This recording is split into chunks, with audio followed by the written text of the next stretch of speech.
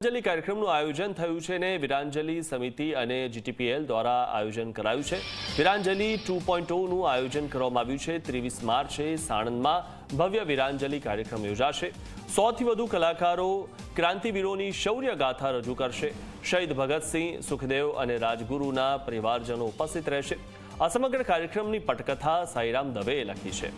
બોલિવૂડ ગાયક નકાશ અઝીઝ હાજર રહેશે, ત્યારે કીર્તિદાન ગઢવી, પાર્થિવ ગોહિલ પણ હાજર રહેવાના છે। યુવાઓમાં રાષ્ટ્રભક્તિનો પ્રચાર થાય તે માટે વિરાંજલીની શરૂઆત થઈ હતી અને સાઈરામ દવે અને જીટીપીએલે વિરાંજલીની શરૂઆત કરી હતી।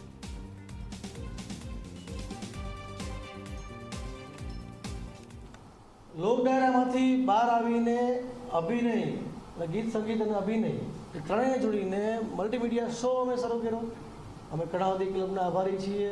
પહેલા કાર્યક્રમ માટે હોસ્ટ કેતનભાઈ એમની ટીમ અહીંયા થઈ હતી। ત્યારબાદ એ જ વર્ષે ગુજરાતના 18 જિલ્લામાં કાર્યક્રમ થયા, જેના વિઝ્યુઅલ કદાચ તમે અમારા આવતા પહેલાં જોયા હશે। ત્યારબાદ વચ્ચે એક વર્ષ પસાર થઈ ગયો। ગયા વર્ષે સાણંદમાં કાર્યક્રમ હતો। કોરોના સમયે પણ વિરાંજલીનો કાર્યક્રમ ઓનલાઈન અમે વર્ચ્યુઅલ પ્લેટફોર્મ પર કર્યો।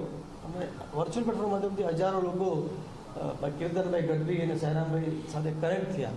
અને એવા કુદરતી આફતના સમયે પણ વિરાંજલી કાર્યક્રમ બંધ નથી રહ્યો અને અમે નક્કી કર્યું છે, હું ને સાયરામભાઈ જ્યાં સુધી જીવીએ ત્યાં સુધી આ કાર્યક્રમ કરવાના છીએ।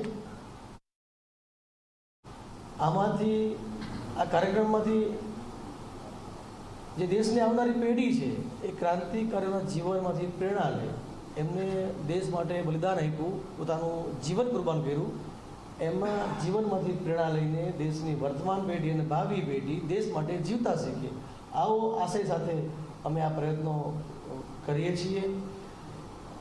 દર વર્ષે નવા ક્રાંતિકારીઓ એડતા હોય છે। 2024ના કાર્યક્રમમાં દુર્ગા ભાભી, નામ તો બધાએ સાંભળ્યું હોય, પણ દુર્ગા ભાભીએ શું કર્યું? એકાદ ઘટના આપણને ખબર હોય કે રેલવે સ્ટેશન ઉપર ભગતસિંહને બચાવવા માટે એના પત્નીનો રોલ કરીને ક્રાંતિકારીને બચાવવા માટે સિવાય પણ ઘણા કામો કર્યા હતા। એ ગયા વર્ષે દુર્ગા ભાભીનું પાત્ર તો આ વખતે વીર સાવરકરજી, પટના એટલે જગદીશપુરના રાજા કુંવરસિંહ, એ સિવાય પણ અનેક બધા ક્રાંતિવીરો આપણી વચ્ચે આવવાના છે।